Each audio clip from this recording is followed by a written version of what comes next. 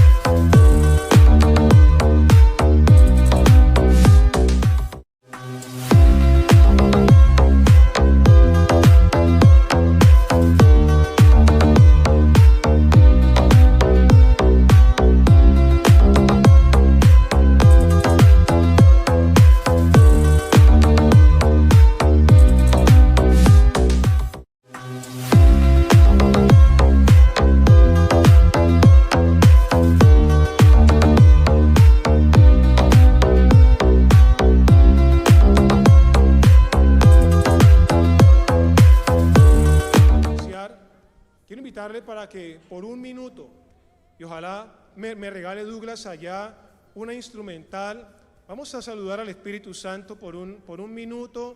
Yo te voy a invitar a que usted pueda cerrar sus ojos y pueda levantar sus manos al cielo y pueda batirlas en esta mañana. Y yo quiero que usted experimente en esta mañana la dulce presencia del Espíritu Santo. Yo quiero decirte, amado amigo, amado hermano, que llegaste a este lugar, que cuando tú entraste por esa puerta, escúchame bien, el Espíritu Santo ya estaba en este lugar. Él estaba en este lugar, su presencia estaba en este lugar. Y yo quiero que hoy, en esta hora, experimente su abrazo. Vamos, usted que está ahí sentadito, sentadita, experimente el abrazo del Espíritu Santo. Perciba su aliento. Dice la Biblia que Él te anhela celosamente, que Él te ama con amor eterno. Amigo y amiga, hermano y hermana que estás en este lugar, el Espíritu Santo está aquí porque vino para terminar la obra que Cristo inició. Tú eres el objeto, tú eres el propósito del Espíritu Santo. Así que en esta mañana quiero que tengas confianza y que hagamos lo que dice la Escritura. Acerquémonos confiadamente al trono de la gracia para alcanzar oportuno socorro. Vamos, bata sus manos en señal de adoración. Oh, Shirimahaya, Shitaramaseya. Vamos, adóralo, adóralo, adóralo. Alguien que lo adore. Iramaha, Shitaramaseya. Vamos a adorarlo. Iramaha, Shitaramaseya. Vamos a adorar, adora, adora, adora, adora. Iralaba, Shitaramaha. Adóralo, adóralo, adóralo. Iramanda Kaiso. El Espíritu Santo está en este lugar. Su presencia, su presencia, su presencia está en este lugar. Vamos, abrázalo, abrázalo, abrázalo. Abra su boca y diga al Espíritu Santo: cuánto te anhelo. Alguien que abra su boca y le diga: Espíritu Santo, tengo hambre de ti. Alguien que abra su boca y le diga: Espíritu Santo, te anhelo. Te anhelo, te deseo, Espíritu Santo. Todo mi ser te anhela, mis carnes, mis huesos, mi alma, todo mi ser te anhela. Alguien que le diga: estoy sediento de tu presencia. Te necesito, Espíritu Santo, más que al aire, más que a la vida. Te necesitamos, Señor. En esta mañana hemos venido a este lugar para tener comunión íntima contigo, para tener comunión con tu palabra, para deleitarnos junto con tu pueblo, Señor. Hemos venido a este lugar a adorarte. Hemos venido a este lugar a saciarnos en tu mesa. Por favor, Espíritu Santo, derrama una vez más el amor de Dios en nuestros corazones en este lugar. Esa paz, ese gozo que sobrepasa todo entendimiento y que solo tú puedes dar, sea derramado en esta mañana en cada corazón, Señor. Que se active esa intimidad profunda, Señor. Que se active esa intimidad poderosa contigo en este lugar, Señor. Te damos la bienvenida. Encomendamos este tiempo, Señor. Cada palabra, cada acción, cada acto que tengamos en este lugar, queremos someterlo a ti, Señor, someterlo a tu voluntad. Sé tú, Espíritu Santo, el que tome el control, las riendas de este servicio. Nos humillamos y esperamos en tu maravillosa presencia, en el nombre que es sobre todo nombre, en el nombre de Cristo Jesús. Amén y amén. Aleluya. Bendito.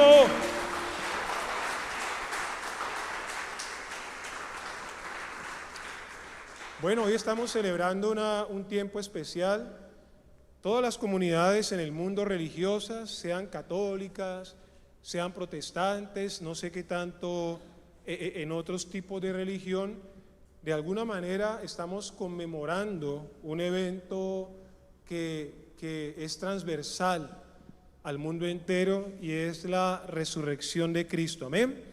Y yo quiero necesariamente tratar el tema el día de hoy, pero quiero, antes de ir directamente a la enseñanza, a decir algo que es importante. Mire, hay adagios en la vida como este que dice que cuando uno no conoce la historia, entonces dice, uno está condenado a repetir errores del pasado. Amén. Pero yo quiero añadir algo a esa expresión, y es decir, mire, cuando uno no conoce la historia, uno no puede interpretar su presente, y entonces su futuro es incierto. Aló, la historia es importante. Por eso un día como hoy, cuando hablamos de resurrección, yo necesito que hablemos de historia, para que usted pueda entender la importancia de la resurrección, para que usted pueda de alguna manera a percibir, experimentar el peso de la resurrección. Ustedes y yo necesitamos entender la historia. Por eso, en el desarrollo de la enseñanza de hoy, vamos a retroceder un poco al pasado para poder entender el presente que estamos viviendo y lo que significa una mañana como hoy hablar de la resurrección de Jesús. Amén. Bueno, yo he titulado en esta mañana el tema: una fe bien fundamentada. ¿Cómo es el tema de hoy? Una fe bien fundamentada. La Biblia habla de que hay edificios que uno puede construir. Y la Biblia dice que hay edificios que a pesar de que vengan los vientos, las tempestades y todas esas cosas violentas, esos edificios van a permanecer. Pero también dice la Biblia que hay edificios que cuando vengan esas circunstancias se van a desplomar. ¿Y sabe cuál es la diferencia entre unos y otros? El fundamento. Aquellos edificios que han sido edificados sobre la arena no van a resistir los tiempos difíciles, los terremotos, los huracanes. Pero si el edificio fue construido sobre la roca, sobre fundamento sólido, venga lo que venga, ese edificio prevalecerá. Aló, es una analogía para decirte que si tu fe está bien fundamentada, pase lo que pase, venga lo que venga, tú permanecerás. No te vas a mover ni a la derecha ni a la izquierda, porque tu fe tiene un fundamento sólido. Y el fundamento de la fe, ¿sabe qué es? La palabra del Señor. Cuando usted tiene la palabra, cuando usted atesora la palabra en su corazón, usted tiene el fundamento más poderoso. Aló, por eso es que la palabra no se puede negociar. Y por eso es que la Biblia advierte de manera tan fuerte que al que le quite un poco o al que le añada la palabra será considerado maldito, es decir, será considerado anatema. La Biblia dice, la misma escritura, el Espíritu Santo es la palabra profética más segura, a la cual hacemos bien en estar atentos como antorcha que arde en lugar oscuro. Así que quiero que me acompañes o que miremos allí, seguramente en la pantalla. Voy a leer una versión que es la Nueva Traducción Viviente. Si usted no la tiene, puede mirar allá. Primera carta a los Corintios, capítulo 15, versos 12 al 18. Va a servirnos como una introducción para un tiempo como el día de hoy. Dice la Biblia en boca del apóstol Pablo: pero díganme lo siguiente, dado que nosotros predicamos que Cristo se levantó de los muertos, ¿por qué algunos de ustedes dicen que no habrá resurrección de los muertos? Pues si hoy no hay resurrección de los muertos, entonces Cristo tampoco ha resucitado. Y si Cristo no resucitó, entonces toda nuestra predicación es inútil y la fe de ustedes también es inútil. Y nosotros, los apóstoles, estaríamos todos mintiendo acerca de Dios, porque hemos dicho que Dios levantó a Cristo de la tumba. Pero eso no puede ser cierto si no hay resurrección de los muertos. Y si no hay resurrección de los muertos, entonces Cristo no resucitó. Y si Cristo no resucitó, entonces la fe de ustedes es inútil y todavía son culpables de sus pecados. En ese caso, todos los que murieron creyendo en Cristo están perdidos. Wow. El capítulo 15 todo es un tema relacionado con la resurrección. He extraído esta porción para introducirnos a este tema. Y con lo que acabo de decir, ya podríamos decir amén. Vámonos a la casa a reflexionar la palabra. Pero vamos a desarrollar un poco el tema en esta mañana. Y yo decía ahora que hay cosas que uno no puede entender si uno no puede entender el pasado. Usted no puede hablar de resurrección si usted no habla de pecado. Usted no puede entender la resurrección si usted no entiende o no reconoce las consecuencias del pecado. Por eso, lo primero que quiero compartir con ustedes en esta mañana es que el apóstol Pablo comienza diciendo: no sé cómo ustedes dicen que no hay resurrección. Y eso nos indica que frente al tema de la resurrección, aún en el tiempo de hoy, existen diferentes posturas. Es decir, hay personas que no creen en la resurrección. Aún hoy hay gente que dice o acuña el dicho que dice: el muerto ¿a dónde? Al hoyo, y el vivo ¿a dónde? Al gozo, como diciendo, después de la muerte no hay más nada. Eso significa eso. El muerto al hoyo, el vivo al gozo es lo que la gente dice cuando cree que la muerte es el final. A través de la historia han habido diferentes posturas, voy a citar algunas de ellas. En el judaísmo, por ejemplo, y eso lo podemos ver en la Biblia, habían dos posturas frente a la resurrección. Habían dos grupos, entre otros, pero los más importantes, como eran los saduceos y los fariseos. Constantemente en el Nuevo Testamento, cuando leemos, uno está mirando esos dos grupos. Los saduceos, por ejemplo, tenían la creencia de que la resurrección no era real. En la época de Jesús, cuando Jesús ministró, a él le tocó enfrentarse a los saduceos, y los saduceos no creían en la resurrección, los saduceos no creían en ángeles, los saduceos no creían en el mundo espiritual.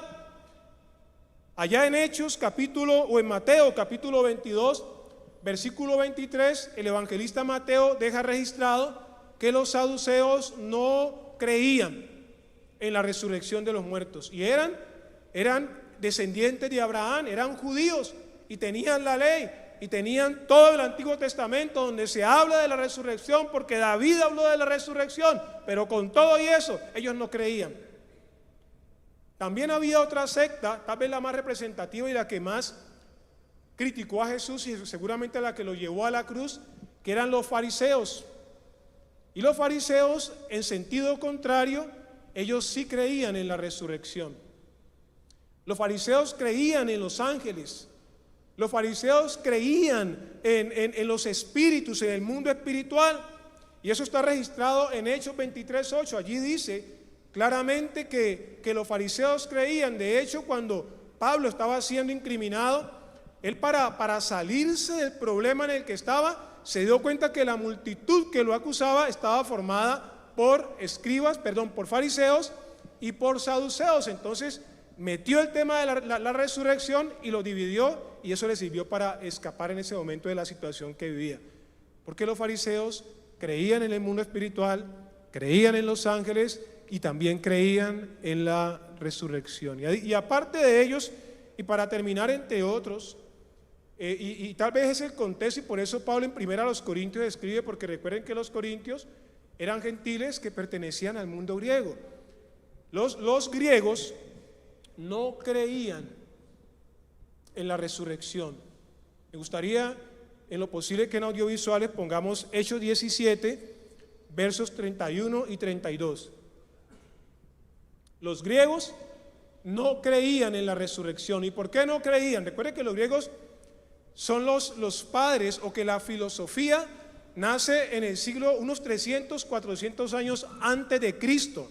La filosofía es muy antigua, y los filósofos griegos consideraban que el cuerpo, escuche bien, era la cárcel del alma. Entonces, si uno quería liberar el alma y que realmente se realizara y fuera inmortal como ella era, tenía que liberarse del cuerpo. Por eso para los griegos el cuerpo era lo peor que le podía pasar, y deshacerse de ese cuerpo era lo más importante. Cuando Pablo predica acerca de la resurrección de los muertos y habla del cuerpo, para ellos eso fue una locura. Miren lo que dice Hechos 17, 31 y 32. Ahí está Pablo en el Areópago. Era un lugar donde los filósofos y la gente hablaba y daban sus discursos y botaban corriente, como decimos ahora. Hechos 17, 31 dice: pues él, Pablo estaba hablando de Cristo, estaba anunciando el evangelio, ha fijado un día para juzgar al mundo con justicia por el hombre que él ha designado, o sea, hablando de Jesús, y le demostró a todos quién es ese hombre al levantarlo ¿de dónde? De los muertos. ¿Qué pasó? Versículo 32. Cuando oyeron, o sea, los griegos, hablar acerca de la resurrección de los muertos, algunos se rieron con desprecio, dice la Biblia, pero otros dijeron: queremos oír más sobre este tema más tarde. ¿Y sabes qué hicieron? Se fueron. Porque en el mundo griego el concepto de la resurrección de los muertos era una locura, era algo improbable. Le hago una pregunta: ¿cree usted en la resurrección de los muertos? ¿Cree usted que en el futuro su cuerpo resucitará. A veces uno dice, pero ¿cómo va a resucitar mi cuerpo? Si es que hay gente que ya murió hace tanto y ya no hay nada de eso. O sea, ¿de dónde van a sacar eso? ¿Cómo va a ser eso? Bueno, esto es algo espiritual y es poderoso. Y para usted saber qué va a pasar, tiene que leer 1 Corintios capítulo 15. Ahí está todo el detalle de qué es lo que va a suceder y cómo va a suceder. Voy a seguir adelante entonces, porque cuando uno revisa entonces, o cuando uno entiende eso, uno tiene que entonces irse al pasado. ¿Por qué tenemos que hablar de resurrección hoy? ¿Por qué es tan importante un día como hoy? Hoy todo el mundo está celebrando, pero la pregunta es, ¿tú tienes claro por qué la resurrección es importante para ti? Amado y amada, y amigo y amiga que me escucha, ¿usted tiene claro en esta mañana por qué la resurrección es el fundamento de la fe? ¿Por qué usted es cristiano? ¿Por qué usted se dice cristiano?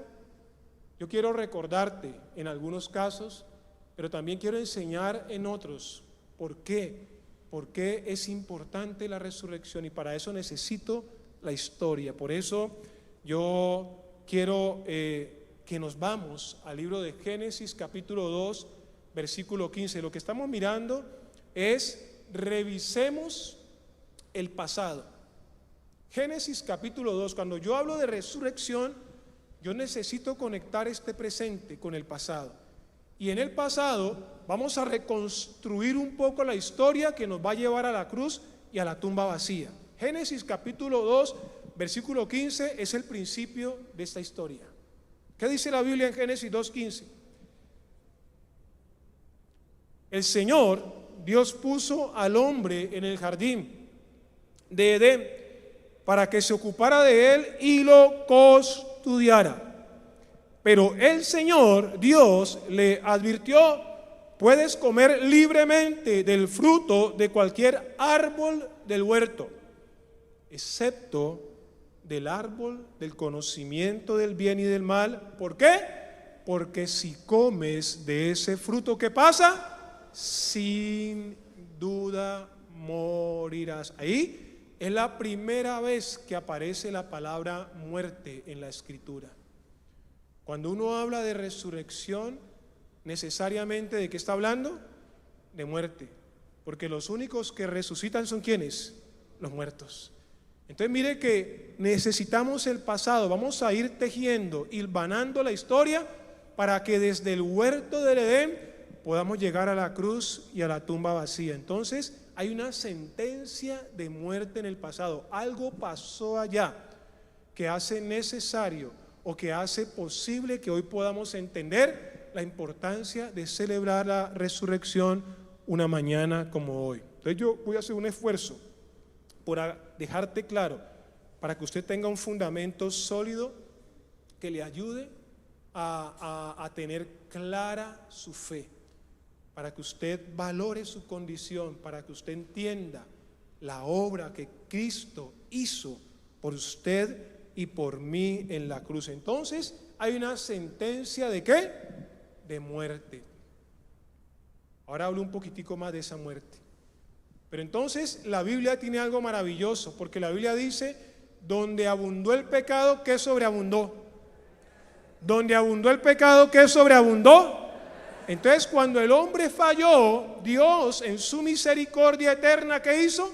El plan de salvación. Ahora, eso no se lo inventó él como una reacción a la falla del hombre. Dios ya sabía desde la eternidad que el hombre iba a fallar, y desde la eternidad ya ese plan estaba trazado. ¿Aló? Pero es en ese momento en el que el hombre falla que se activa el plan redentor de Dios. El hombre le falló a Dios, el hombre pecó. Entonces Dios, ¿qué dijo? Listo, ya no hay que llorar. ¿Sobre qué? Sobre la leche derramada. Hay que buscarle la solución a este problema. ¿Y cuál es la solución al problema? Génesis capítulo 3 versículo 15. Este versículo que vamos a leer es conocido como el protoevangelio en el ámbito de la teología. La palabra protoevangelio significa evangelio primario. es la primera vez que en la Biblia se hace una mención, una semblanza a la obra redentora de Cristo, al mensaje del Evangelio. ¿Qué dice Génesis capítulo 3, verso 15? Mire cómo va todo. ¿Quién es el que muere en la cruz y resucita? Cristo. ¿Por qué Cristo muere en la cruz? Porque Él pagó por los pecados de alguien que está muerto. ¿Quién está muerto? Ustedes y yo, que pecamos. Porque en Adán heredamos el pecado y ahora lo vamos a mirar. Entonces dice Génesis 3, capítulo 15, que Dios llamó a cuentas a Adán y Eva después de que se comieron ese fruto prohibido. Y después de que Dios dice lo que dice, porque hay una sentencia y lo sanciona. Y, bueno, ustedes pueden leer la Biblia. Pero me interesa el 15 porque es el plan de Dios redentor. Y pondré hostilidad entre tú y la mujer. ¿Quién era tú? ¿La qué? ¿Esto tiene cara de qué? ¿Esto tiene cara de qué? Tiene cara de una mano doblada. Mano de serpiente, cara de serpiente. Entonces haré una guerra entre la serpiente y ¿quién?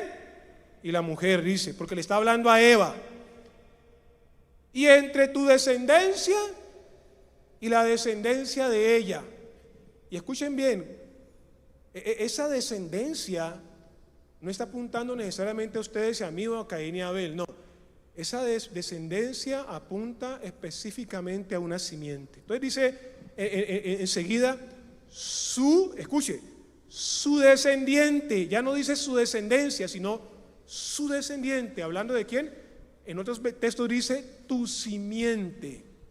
¿Hablando de quién? De Cristo. Por eso es el protoevangelio.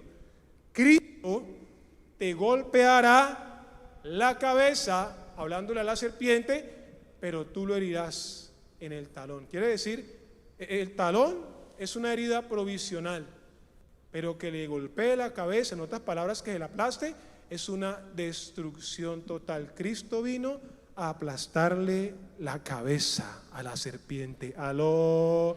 Entonces, el hombre pecó, fue destituido de la presencia de Dios, pero inmediatamente Dios activó su programa redentor, y ese programa inicia con la simiente de la mujer, y esa simiente se llama Jesús. Amén. Aló. Wow, entonces le estoy contando la historia. Primera de Pedro 3:18 dice lo siguiente: Cristo sufrió por nuestros pecados una sola vez y para siempre. Él nunca pecó, en cambio. Él nunca pecó. En cambio, murió por los pecadores para llevarlos a salvo con Dios. Sufrió la muerte física, pero volvió a la vida en el Espíritu. Entonces, Cristo es la provisión de Dios, no solamente para quitar el pecado, sino también ¿para qué? Para aplastarle la cabeza a la serpiente. Aló. Yo estaría dando vueltas de aquí para allá, yo estaría hablando en lenguas, yo estaría llorando, yo no sé, ustedes como así como fríos, como raros, ¿no? ¡Aló! ¡Wow! Vamos a seguir adelante entonces. Y es necesario en volver atrás, porque hasta ahí vamos en que el gran problema que está conectado con la cruz, que tiene que ver con la resurrección, es el pecado. El pecado es el que tiene al mundo vuelto nada. Aló. El pecado tiene vuelta nada a la ciudad de Cali. Aló. Si no digo así no me entienden. El pecado tiene vuelta nada a Colombia. Aló. Entonces, cuando uno habla de resurrección, uno tiene que mirar el pecado. Usted no puede hablar de resurrección si usted no entiende cómo se mueve el pecado. Hay gente que habla de resurrección y ni siquiera entiende qué es lo que hace el pecado. Porque es bueno hablar del poder de la resurrección a veces y de todos los galardones y de todo lo que eso tiene, pero se nos olvida la historia. Y para que podamos disfrutar del éxito de la resurrección, tenemos que entender la tragedia del pecado. Y por eso quiero llevarlos a Génesis capítulo 4, versículo 8. Porque cuando Dios le dice al hombre y a la mujer, el día que coman de ese fruto que no deben comer, ciertamente ¿qué? Morirán. Ustedes tienen que entender dos cosas. La muerte, esa sentencia incorporaba dos sanciones en una. La primera era la muerte espiritual. Porque ustedes ven que cuando Eva y Adán comieron el fruto, siguieron vivitos y coleando, ¿sí o no? Hasta taparrabos con hojas de plátano se hicieron. ¿Aló? Bueno, yo no sé si era plátano, pero eran ramas. ¿Aló? Ellos quedaron vivitos. Pero la sentencia de muerte espiritual, no solamente que era la separación de Dios, no se quedaba ahí. La muerte que entró por el pecado no solo fue la muerte espiritual. La muerte espiritual también trajo como consecuencia la muerte física. Yo he escuchado, y yo también lo creo, y lo creo por la consolidación del plan redentor de Dios. Yo creo que el hombre fue creado en inmortalidad. Yo creo que el hombre que Dios puso en el huerto del Edén no fue colocado para que envejeciera y muriera. Yo considero que bíblicamente la vejez y la muerte no eran el plan de Dios. De hecho, cuando usted va a la Biblia, los primeros hombres vivieron casi 1000 años y en la medida que el pecado ha aumentado, Dios fue acortando la edad hasta que la redujo como a 70 años. Pero cuando pase todo lo que va a suceder en el tiempo de la gracia, vamos a recuperar la eternidad que perdimos en el huerto del Edén. Aló. Entonces, Génesis 4:8, Génesis 3:15 habla de la muerte espiritual, pero Génesis 4:8 habla de la muerte física. Lo que sucedió a la muerte espiritual, la consecuencia directa de morir espiritualmente, de estar separado de Dios, es la muerte física. Génesis 4:8, el primer homicidio, el primer difunto de la historia. ¡Aló! Oiga, y parece que murió jovencito. Dice la Biblia, cierto día Caín, ¿cuántos se llaman Caín aquí en esta mañana? ¿Hay un Caín aquí? Yo no sé por qué las mamás no le ponen Caín a los hijos. Yo he visto unos que se llaman Judas. ¿Por qué no se pueden llamar Caín? ¿Usted qué cree? ¿Usted imagina usted diciéndole Caíncito, venga? Si yo llego a un lugar y llaman a un Caín, me escondo. Cierto día Caín dijo a su hermano, salgamos al campo.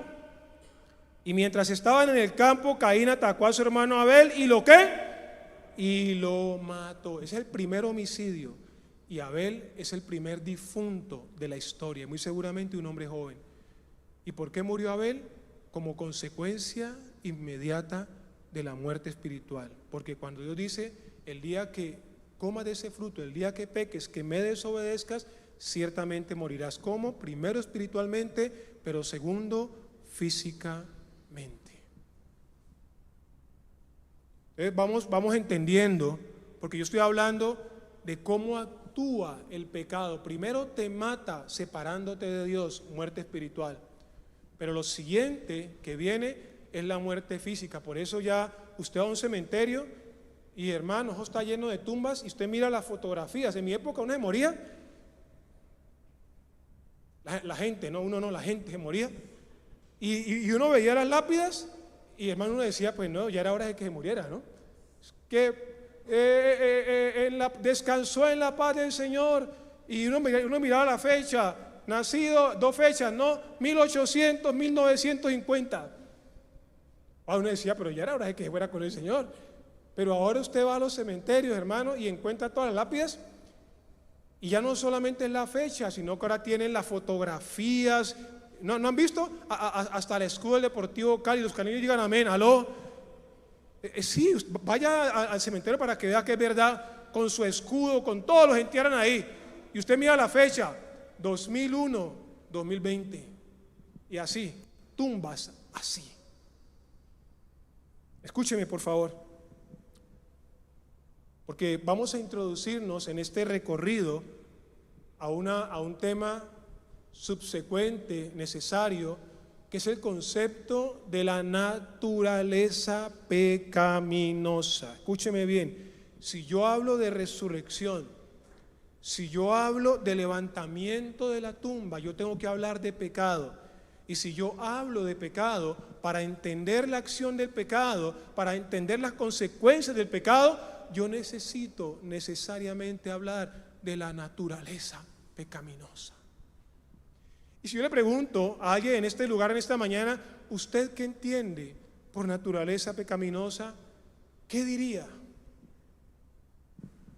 Romanos capítulo 5, versículo 12. Miremos lo que dice la palabra del Señor. Escuche que esto es la clave. ¿Por qué tiene que haber cruz? ¿Y por qué tiene que haber resurrección? Por esto. Es importante estudiar la palabra de Dios. No se quede con el sermón del domingo. Vaya a su casa y profundice el estudio de la palabra. Romanos capítulo 5:12 dice: cuando Adán pecó, ¿quién pecó? Y Adán es considerado el padre ¿de quién? De la raza humana. Si usted es bíblico y no es de la ciencia, porque los científicos dicen que provenimos del mono, si usted es bíblico, usted debe reconocer y entender que el Adán es la raza humana, es el primer hombre, y que de ese primer hombre emerge, surge toda la raza humana, todos los pueblos, todas las naciones. Por eso es que la Biblia enfoca a Adán, y cuando la Biblia habla de naturaleza pecaminosa y habla de pecado, lo primero que hace es enfocar nuestra mirada en un hombre llamado Adán. Dice la Biblia en Romanos 5:12, cuando Adán pecó, escúcheme, el pecado no solo afectó a Adán. Dice la Biblia, el pecado entró ¿en dónde? En el mundo, en el universo que Dios había creado, específicamente en la tierra. No habían genes de maldad, de pecado. El mundo era limpio. Pero cuando Adán pecó, cuando Adán y Eva cedieron a las propuestas de la serpiente, de Satanás, ¿sabe qué hicieron? Le abrieron la puerta al pecado y el pecado ingresó al mundo. Eso es lo que dice la palabra. Y dice, el pecado de Adán introdujo ¿la qué? La muerte, porque la paga del pecado ¿qué es? Muerte. ¿Cuál muerte? ¿Muerte qué? Física. ¿Y muerte qué? Espiritual. Y dice, de modo que la muerte se extendió a Adán. ¿Por qué? Porque todos pecaron. Esto parece difícil y parece injusto, pero tiene que entenderlo. ¿Sabe por qué usted tiene naturaleza pecaminosa? Porque nosotros provenimos de Adán. Y todo ser humano, el que sea, por lindo que sea, ¿cuántos bellos hay aquí? Levanten la mano. ¿Cuántos tienen niños pequeños o han conocido un niño pequeño recién nacido hermoso? Yo me acuerdo cuando mi hijo estaba pequeño, mi niña, ay, y ellos, ay, le hacen a uno así, y uno se deleita con ellos, ¿sí o no? Déjelos crecer un poquitico para que vea cómo van cambiando la manera de pensar y de hablar. ¿Usted sabe por qué su niño, cuando cumple 7, 8, ya dice unas palabritas así? ¿Por qué ya se vuelve peleón? Oiga, cuando mi hijo estaba pequeño, él padecía una crisis. Yo creo que estaba de una crisis. Nosotros lo llevábamos a jardín infantil y el hombre llegaba bien enlocionado, le echábamos a gugú. ¿Qué niño no utilizaba gugú en esta iglesia? A gugú, lo le echábamos y lo dejábamos allá. Y luego nos dábamos cuenta en el transcurso del día que nuestro hijo amado, que ese niño hermoso, que nos hacía reír, que nos deleitaba con sus balbuceos, ¿sabe? Era un mordelón el tremendo en el jardín infantil, hermano. O sea, la pasaba mordiendo a otros. ¡Aló! Pero es que en la casa él toma este hetero. En la casa es un niño bueno. y en el jardín era un boxer completo. Mordía al que fuera, hermano. ¿Por qué? No, parece un chiste, pero esto es en serio. No se rían que esto es en serio. Aló. Porque hay una cosa que entró en todos nosotros a raíz del pecado. ¿Y sabe qué es? La naturaleza pecaminosa. Todos estamos, a partir de Adán, infectados por esta naturaleza. Y me gusta una definición que la encontré en una página que me gusta leer mucho. ¿Sabe cómo define la naturaleza pecaminosa? Así: la naturaleza pecaminosa es ese aspecto del hombre, del ser humano, que lo hace rebelde a Dios. Sigue diciendo: cuando hablamos de la naturaleza de pecado, nos referimos al hecho de que tenemos una inclinación natural ¿a qué? A pecar. Teniendo la opción de hacer la voluntad de Dios o la nuestra, siempre elegiremos nuestra voluntad. ¿Qué es la naturaleza pecaminosa? Ese deseo que nos impulsa a rebelarnos contra Dios. Y le tengo una mala noticia: eso no viene de afuera. Antes de Adán, ese pecado vino de afuera. Después de Adán, ese pecado ya viene incorporado en nuestro ADN espiritual. Por eso se llama naturaleza. ¿Por qué? Porque ya no es algo externo que te impacta, no, es algo que sale de dentro de ti, porque ya viene en tu ADN espiritual. ¿Aló? Entonces voy a hacer una pregunta: ¿cuántos de ustedes tienen la naturaleza pecaminosa? Señor, estoy acá con santos canonizados acá. ¿Cuántos tienen la naturaleza pecaminosa? Bueno, algunos de acá tienen pecado, Señor. Escúcheme, esta noticia es difícil. Usted puede hablar en lenguas. ¿Cuántos hablan en lenguas? Déjelo ahí. Escuche. Usted puede congregar 24/7, 365 hasta la eternidad. Y le tengo una noticia: con todo y eso, hay algo en tu interior, aunque hayas nacido de nuevo, aunque seas un creyente, aunque tu nombre esté inscrito en el libro de la vida, hay algo dentro de ti que naturalmente te impulsará a fallarle a Dios. ¿Cuántos saben eso? ¿Cuántos saben que uno ama a Dios, que uno quiere servir a Dios, pero que permanentemente hay algo que como que te empuja a fallar? ¿Sí o no? Eso que te impulsa en el sentido contrario a la voluntad de Dios se llama la naturaleza pecaminosa. ¿Y sabe? Y esta es la noticia, que puede ser mala o sea buena, dependiendo de cómo se pare usted y cómo lo mire.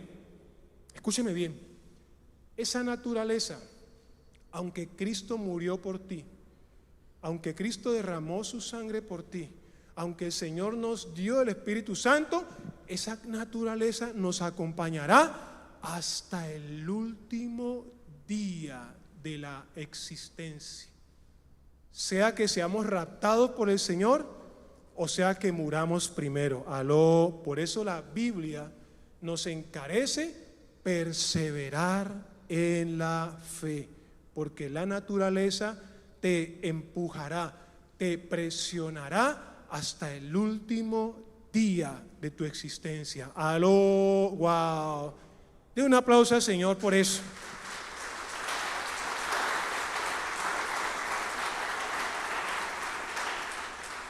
Entonces, hay algo que usted necesita entender de ese Cristo que murió en la cruz. ¿Por qué es que Cristo pudo representarnos? ¿Y por qué es que Cristo, muriendo en la cruz, es como si hubiese muerto por todos nosotros? Porque Dios en justicia hizo lo mismo que hizo con Adán. Porque si en Adán todos pecamos, en Cristo todos somos vivificados. ¿Aló? Dile un aplauso al Señor. Escuche. Y eso está en la Biblia. Si por Adán heredamos la muerte, entonces en el segundo Adán, que es Cristo, heredamos la vida. Porque Cristo fue el Cordero sin mancha que pudo suplir las demandas de Dios ¿Usted por qué cree que cuando el ángel vino a María, no le dijo a José, José, y lo llamó a la esquina? Imagínense, el ángel vino allá, ¿no? En el tiempo del ángel, y llama a José a un rincón y dice, José, tengo un mensaje. Esto que trabaje fuerte con María para que nazca el Salvador. Aló. ¿Usted por qué cree que José no es el padre biológico de Jesús? ¿Por qué cree usted que quien engendró a Jesús en el vientre de María tuvo que ser el Espíritu Santo? Por una razón sencilla, porque lo que trae el ADN de la naturaleza pecaminosa y que se transmite de generación en generación es la sangre. Recuerde que uno, y creo que nos lo enseñan, yo en este momento no estoy muy metido en el tema, pero creo que es así, esa conexión que tiene uno con la sangre del Padre. Es la sangre la que transmite la naturaleza pecaminosa. Por eso Cristo no pudo nacer de José, aunque fuera un hombre bueno, porque José, con todo y lo bueno que fuera, era descendiente de Adán y venía contaminado por el pecado. Cristo tuvo que nacer por obra directa del Espíritu Santo para poder morir y resucitar un día como hoy. Aló. Por eso Cristo es el Cordero sin mancha que calificó para morir por la humanidad. Cristo no nació de carne ni de sangre, nació por la obra directa del Espíritu Santo. Aló. Wow. Estas son cosas que un día como hoy usted como creyente necesita conocer. Esto se tiene que decir. Si usted quiere hablar de resurrección, usted necesita hablar del pecado, porque si usted no conoce la teología, la realidad espiritual del pecado, entonces usted no puede entender para qué Cristo resucitó. Y si no puede entender para qué resucitó Cristo, entonces usted no puede entender ni valorar por qué es importante la resurrección, porque es que la resurrección es el fundamento del cristianismo. Entonces yo voy a ir a Romanos capítulo 7, verso 4.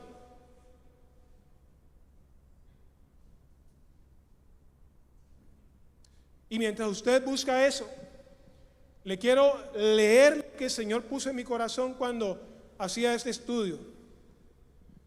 Wow. Por favor, Dulas, 7:18, Romanos 7:18. Vamos a leer la palabra del Señor. ¿Cuántos saben que cuando uno está en el templo, uno tiene que leer la palabra de Dios? Porque ustedes no vienen a escucharme a mí, ustedes vienen a oír la palabra de Dios, amén. Miren lo que dice la Biblia, Romanos 7:18. Habla Pablo. ¿Quién era Pablo? Escúcheme, esto es importante. Pablo era un hombre tan espiritual, tan poderoso, tan aprobado por Dios, que el Señor lo llevó de paseo al cielo. Ese hombre que dicen que fue al cielo, al tercer cielo, si en la carne, el espíritu, ese es Pablo mismo, que para no mostrarse de más o para no crear una expectativa inadecuada sobre él, tercerizó la experiencia y la puso como en cabeza de otro, pero realmente era él. Él fue el que fue arrebatado al tercer cielo y vio cosas inefables que no se podían decir. Ese hombre tan profundamente espiritual, mire la conclusión a la que llega, porque por eso les dije ahora, hermano, hasta el último día, así hables en lengua todo el tiempo, vas a tener un problema con la naturaleza pecaminosa. Pablo comienza diciendo, yo sé, y escuche, es Pablo, el hombre de Dios, el hombre poderoso en el espíritu, pero Pablo reconoce y dice, yo sé que en mí, es decir, en mi naturaleza pecaminosa, no existe nada bueno. Escuche, Pablo, lleno del Espíritu Santo, ¿qué reconoció? Que estaba invadido por una cosa llamada ¿qué? Naturaleza pecaminosa. Los mejores hombres de Dios como Moisés, como Abraham, como Jacob, como los profetas, como los que fueran, tenían esta necesidad también. Pablo lo reconoce, en mí no existe nada bueno. Quiero hacer lo que es correcto, ubíquese en usted, pero no puedo. Quiero hacer lo que es bueno, pero no lo hago. No quiero hacer lo que está mal, pero eso es lo que hago. Ahora, si hago lo que no quiero hacer, realmente no soy yo el que hace lo que está mal, sino ¿quién? El pecado que vive en mí. Cuando el creyente lucha con el pecado y usted tiene esa lucha y termina haciendo lo que no debe, pero usted no es un pecador porque usted es un redimido, pero peca. ¿Sabe qué está diciendo Pablo? Quien hace eso no eres tú realmente, ¿qué es? La naturaleza pecaminosa que está en ti. Aló. Los hijos de Dios, dice Juan en sus cartas, no practican el pecado. Pecan porque son humanos, pero no practican el pecado. Y cuando pecan, ¿sabe por qué pecan? Dice Pablo, porque hay algo dentro de ellos que peca, y es su naturaleza pecaminosa. Cuando usted como hija de Dios, como hijo de Dios, le falla a Dios, lo hace porque algo dentro de usted te impulsa, algo peca dentro de ti, la naturaleza pecaminosa. Y Pablo dice, he descubierto el siguiente principio de vida, que cuando quiero hacer lo que es correcto, no puedo evitar hacer lo que está mal. Amo la ley de Dios. Usted hoy diría, amo la palabra de Dios con todo mi corazón. ¿Cuántos aman la palabra de Dios? Oiga, y con todo y eso, pero hay otro poder dentro de mí. ¿Dónde está ese poder? Dentro, no viene de afuera. La naturaleza pecaminosa no ataca de afuera, ataca desde adentro porque está dentro de tu ser. Coexiste con tu naturaleza espiritual. Usted tiene, si es nacido de nuevo, al Espíritu Santo habitando en usted. ¿Sabía eso? Pero al lado, dentro de ti, hay otro poder, y es el poder de la naturaleza pecaminosa coexistiendo con esa realidad espiritual. Por eso es que batallamos todos los días con el pecado. Dice acá Pablo, pero hay otro poder dentro de mí que está en guerra con mi mente. Ese poder me esclaviza al pecado que todavía está dentro de mí. Pablo, el que había dicho, he acabado la carrera, he peleado la batalla, he acabado la carrera, he guardado la fe. Y mire lo que está diciendo, ese poder me esclaviza al pecado. ¿Que qué? Que todavía está dentro de mí. ¿Sabe qué quiere decir? Que camarón que se duerme, ¿qué? Se lo lleva a la corriente. Que usted como cristiano no se puede dormir en los laureles, porque el diablo anda como león rugiente, ¿haciendo qué?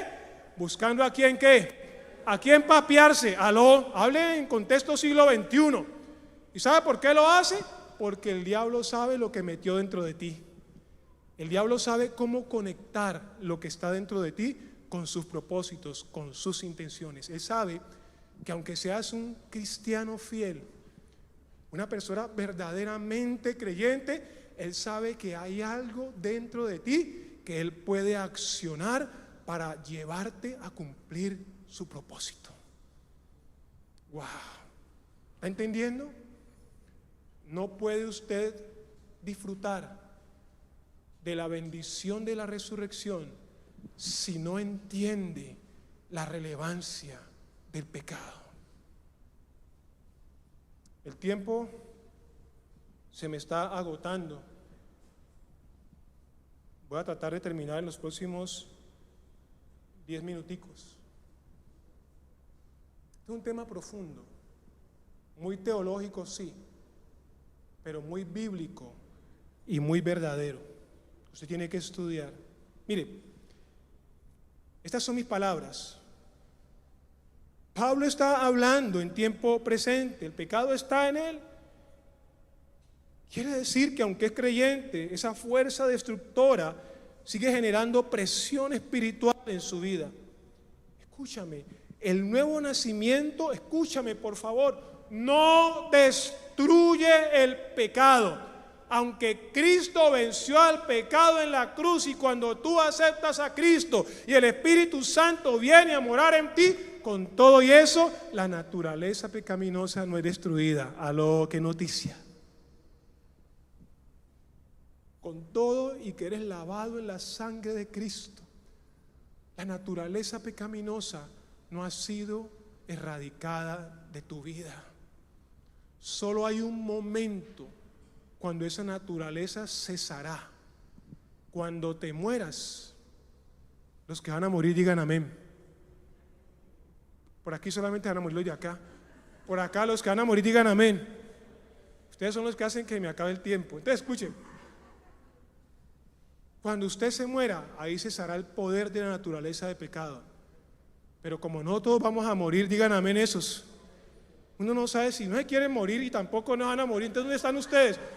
Bueno, hablo con todos, escuche.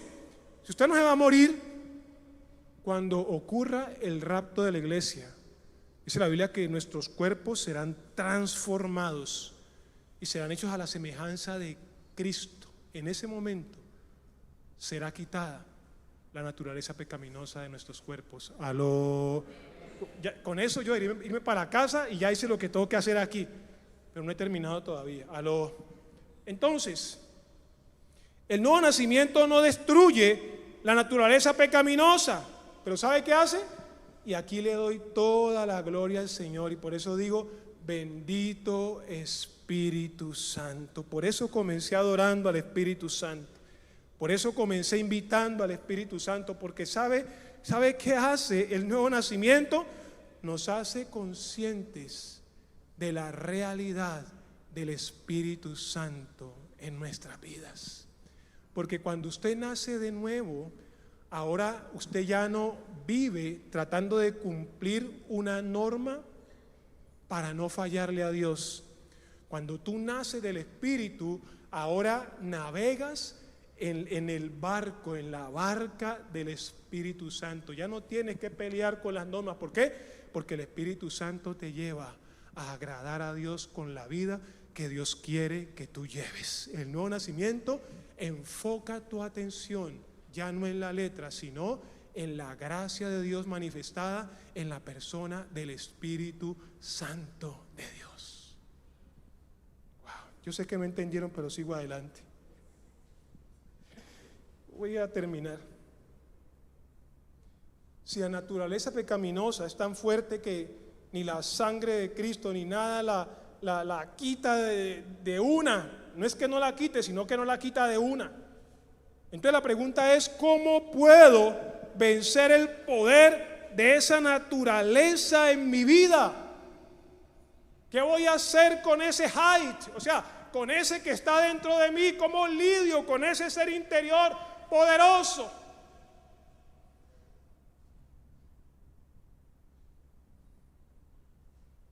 Hay una propuesta de parte de Dios. Usted tiene que saber eso en esta mañana. ¿Cómo lidiar con la naturaleza pecaminosa en tu vida? ¿Cómo salir victorioso, victoriosa con ese hombre o esa mujer espiritual poderosa presionándote desde dentro de tu corazón? ¿Cómo puedes neutralizar ese poder en tu vida? ¿Sabe cómo neutraliza Superman la kriptonita? ¿No han visto Superman? ¿Han visto Superman? ¿Cómo neutraliza Superman la kriptonita? ¿Con qué? No, dice que orando. Álvaro, ¿cómo es que es? ¿Enfrentándolo? Yo vi en Smallville que la forma como Superman puede neutralizar la kriptonita es empacándola en un sobre de plomo. Afiles a Netflix y baje la serie. Yo le voy a decir cómo dice la Biblia que uno neutraliza el poder. Porque es que la naturaleza pecaminosa, en el mejor sentido de la palabra, es la kriptonita del cristiano. Superman, cada vez que deja pepita verde, yo no sé por qué parece un espagueti derretido ahí. Igual que le pasa a usted con el pecado, lo presiona de ahí adentro, cae blandito ahí. ¿Qué tiene que hacer? Haga lo que hace Superman, meta esa cosa en un sobre de plomo. Aquí está el sobre de plomo que te ofrece la Biblia para neutralizar el poder de la kriptonita espiritual que se llama la naturaleza de pecado. Romanos capítulo 7, versículo 4. Vamos a la palabra. ¿Cuántos disfrutan la palabra? ¿Cuántos están aburridos por la palabra? Por lo tanto, Douglas se enojó conmigo porque me pasé 7 minutos y ya no pone ni la pantalla. ¿Aló? Por lo tanto, mis amados hermanos, la cuestión es la siguiente: ustedes murieron, póngale cuidado, al poder de la ley cuando murieron con Cristo y ahora están unidos al que fue levantado de los muertos. Ahora le explico eso. Como resultado, podemos producir una cosecha de buenas acciones para Dios. Versículo 5: cuando vivíamos controlados por nuestra naturaleza vieja, pecaminosa, los deseos pecaminosos actuaban dentro de nosotros y la ley despertaba esos malos deseos que producían una cosecha de acciones pecaminosas, las cuales nos llevan a la muerte. A uno le dicen no coja eso y lo primero que hace es agarrarlo. ¿Sabían que eso es verdad? ¿Qué fue lo que hizo la ley? ¿Por qué la ley nos salva? Porque aunque la ley es buena, lo que hizo la ley fue alentar el deseo de pecar en el hombre. Por eso la ley no era el medio. Eso lo explica claramente Pablo en Romanos. Cuando usted le prohíben algo, eso es lo que usted más desea. Eso es lo que Pablo está diciendo. Entonces, no mire a la mujer de su prójimo. ¡Aló!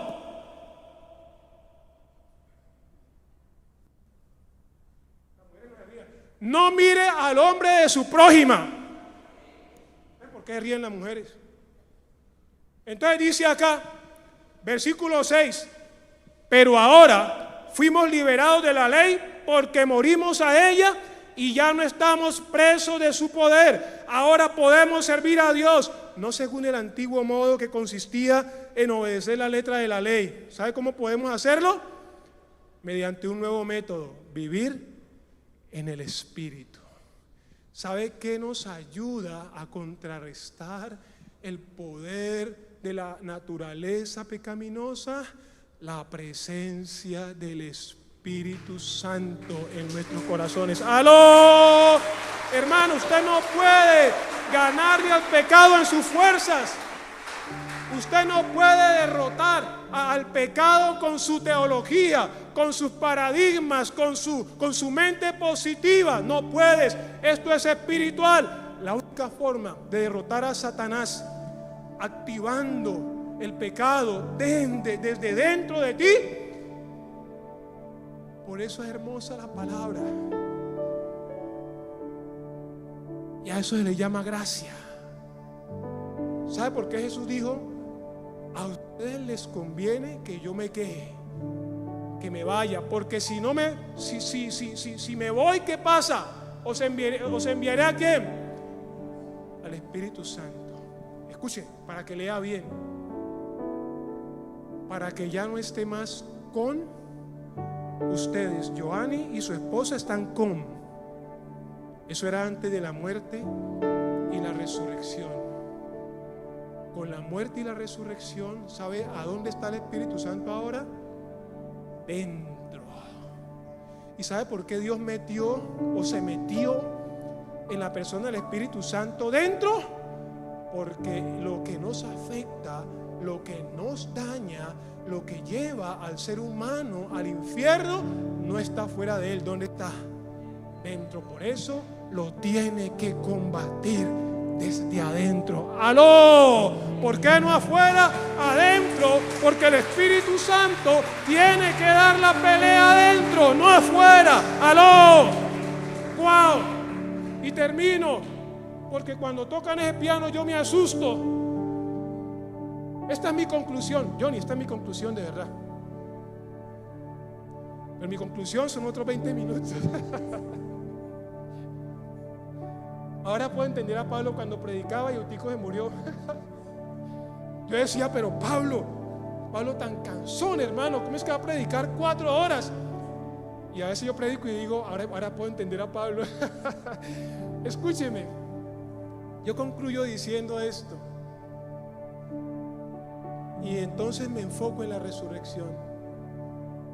Ahora sí voy a hablar de resurrección. Quise decirle todo lo que le dije para que usted pueda entender la necesidad y la importancia de la resurrección. Hay cosas que la gente no entiende porque no leemos la palabra. En el Antiguo Testamento, hombres poderosos como Elías, hombres poderosos como Moisés, hombres poderosos como Abraham, como Jeremías, como Isaías, como Ezequiel, como todos los profetas, disfrutaron, como el rey David, disfrutaron la presencia del Espíritu Santo. Pero saben, el Espíritu nunca estuvo dentro de sus corazones. ¿Y sabe por qué no podía estar? Porque Cristo no había venido, Cristo no había resucitado y Cristo no había enviado al Espíritu Santo para que se posicionara en el corazón de las personas que iban a ser salvas. Por eso es que a este periodo se le conoce periodo de la gracia. ¿Sabe qué gracia? El Espíritu Santo de Dios habitando en nuestro corazón. Entonces voy a terminar. Denle un aplauso al Señor si se lo quiere dar. ¡Wow! Romanos capítulo 6, versículos 3 al 5. Me va a tocar decirle como Josué al sol: detente allá en Gabaón, y al otro lado, para que el tiempo me alcance. Romanos 6, 3. ¿O acaso se olvidaron que cuando fuimos unidos a Cristo en el bautismo nos unimos a Él en su muerte? Pues hemos muerto y fuimos sepultados con Cristo mediante el bautismo. Y tal como Cristo fue levantado de los muertos, resurrección, escucha, por el poder glorioso del Padre, ahora nosotros también podemos vivir una vida nueva. Escúcheme bien, por favor. ¿Por qué es importante la resurrección? ¿Por qué tengo que hablar de Cristo? ¿Por qué hablé del pecado? Escúchame bien. Versículo 5. Dado que fuimos unidos a Cristo en su muerte, también seremos resucitados con Él. ¿Sabe por qué es importante la resurrección? Porque lo que la Biblia está diciendo es que cuando Cristo murió, tú fuiste unido a Él por la fe. Ahora te cuento cómo es que te uniste. Y cuando Cristo se levantó, nosotros nos levantamos juntamente con Cristo. Es por eso que la palabra dice: aunque tú estés aquí, que en este mismo instante estamos sentados juntamente con Cristo. ¿Dónde? En los lugares celestiales. Y te pregunto, ¿cómo es posible que estés sentado aquí? Tóquese, quite la silla, cáigase ahí. Y la Biblia está diciendo que estás en el cielo sentado con Cristo en el trono a la diestra de Dios. ¿Cómo es eso posible? Renuévese en el espíritu de su entendimiento. Romanos capítulo 12, versículos 1 y 2. Le voy a contar qué fue lo que pasó. ¿Cómo es posible que murieras con Cristo y resucitaras con Él?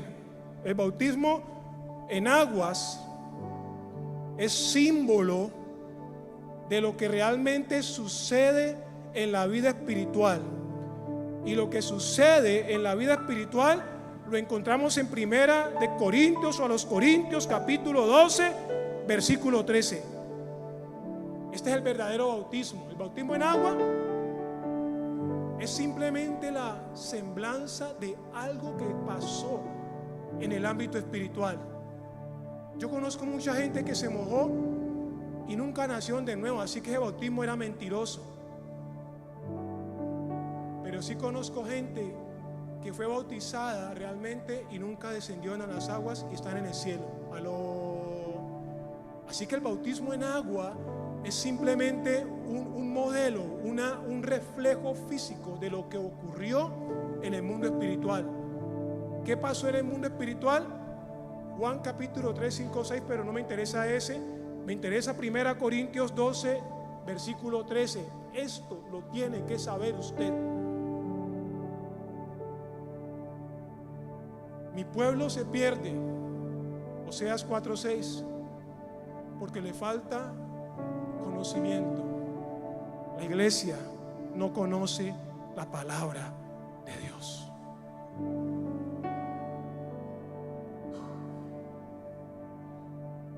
¿Cómo nos unimos a Cristo? ¿Y por qué ese cuando Cristo fue crucificado, yo también fui crucificado? ¿Y por qué ese cuando Cristo fue levantado por el poder del Espíritu Santo, yo también resucité con Él?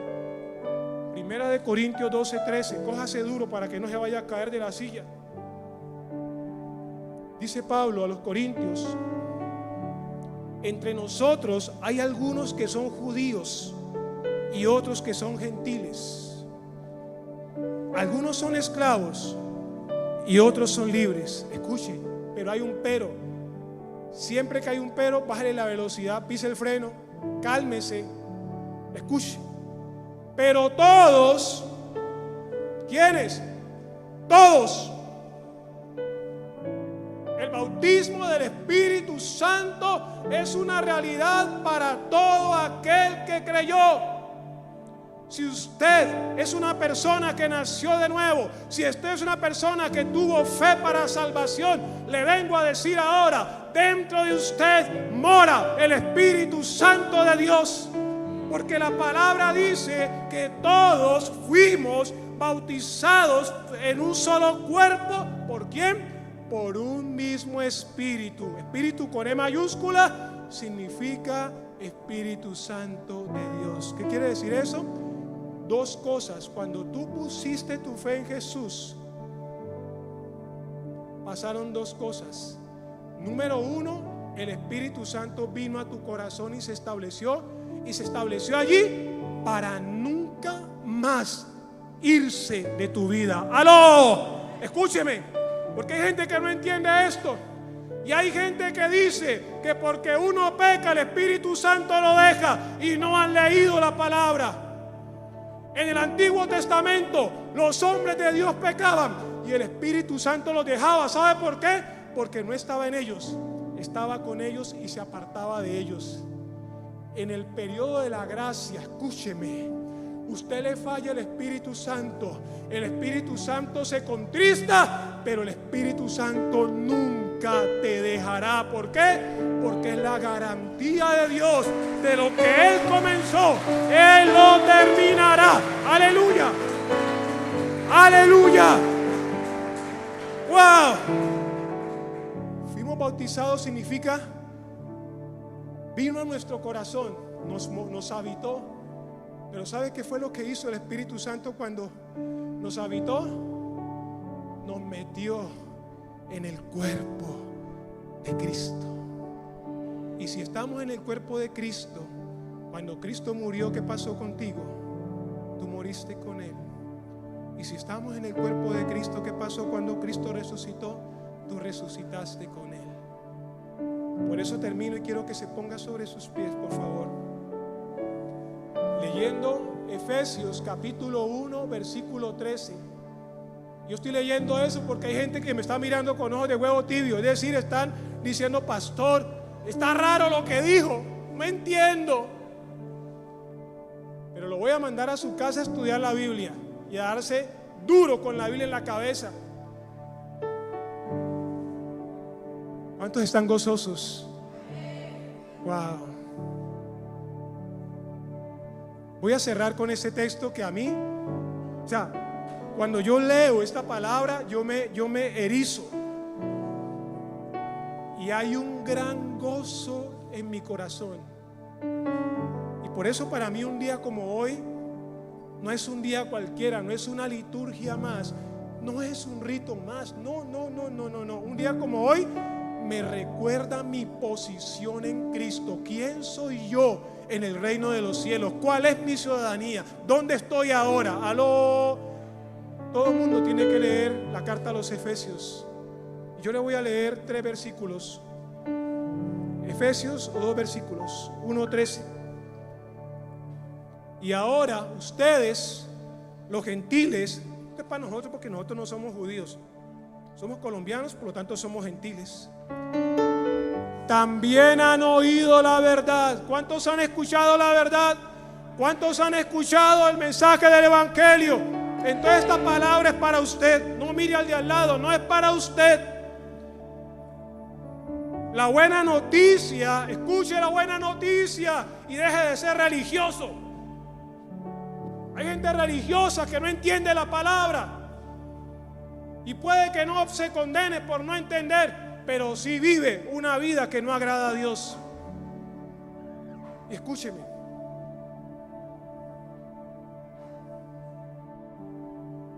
¿Han escuchado la buena noticia de que Dios los salva? Escuche. Además, cuando creyeron en Cristo, ¿cuántos creyeron en Cristo? Escúcheme, cójase duro para que no se caiga, amárrese. Dios los identificó como suyos. Otra versión dice, los selló. Escúcheme. El sello del Espíritu Santo no es una marca. El sello del Espíritu Santo es la presencia del Espíritu Santo en el corazón. Aló. No busque un tatuaje, eso no existe. El sello es la presencia del Espíritu Santo en tu corazón. Es ese sello de Dios. Cuando tú creíste, por eso le digo, todo el que creyó en Jesús necesariamente tiene al Espíritu Santo, fue bautizado por el Espíritu Santo.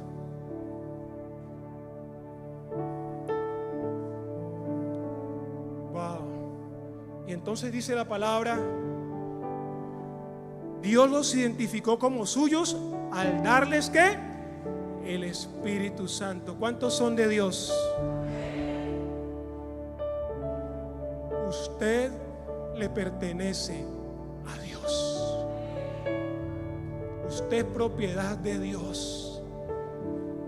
Y Dios va a dar la pelea por usted hasta el último día de su vida, porque usted le pertenece a Dios.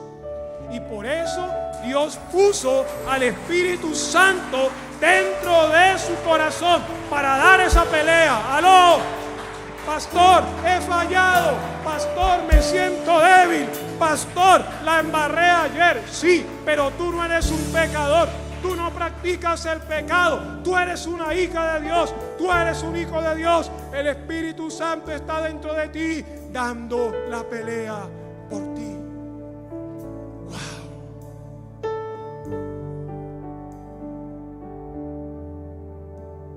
Versículo 14. El Espíritu Santo es la garantía que tenemos de parte de Dios. Otro texto dice las arras. ¿Sabe qué son las arras? Dios dice, yo pago el anticipo y me comprometo a pagar el saldo.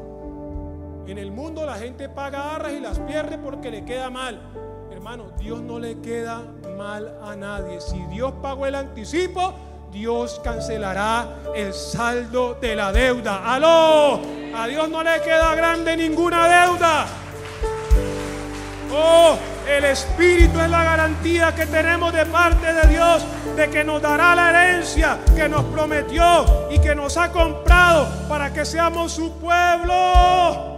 ¡Wow! Levante sus manos y adórelo. Hermano, eso es la resurrección. Fue la puerta que se abrió para que el Hijo de Dios, enviara al Espíritu Santo para que ya no estuviera más contigo, sino que ahora estuviera dentro de ti. Esa es la promesa. Y en tu simiente serán benditas todas las naciones de la tierra. Esa es la promesa que Dios le hizo a Abraham. Jesucristo es la simiente. La bendición es el Espíritu Santo habitando en tu corazón. Aleluya. Alguien que le adore, alguien que le adore, alguien que levante sus manos en señal de victoria. Ahora usted puede entender la relevancia de la resurrección. Ahora usted puede entender por qué la resurrección es el fundamento de la fe de la iglesia. Porque si Cristo resucitó, tú también resucitarás. Porque si Cristo resucitó, el que resucitó de los muertos a Jesús, también te resucitará a ti. Porque la resurrección te dice que Cristo ascendió al cielo y envió al Espíritu Santo para que te habitara y tomara el control de tu vida. Levantamos Alguien que lo adore. nuestras manos, Vamos, adóralo, adóralo, adóralo. dándote, Poderoso. Señor, Alguien que mereces lo la adore. gloria y la honra. Levantamos nuestras manos.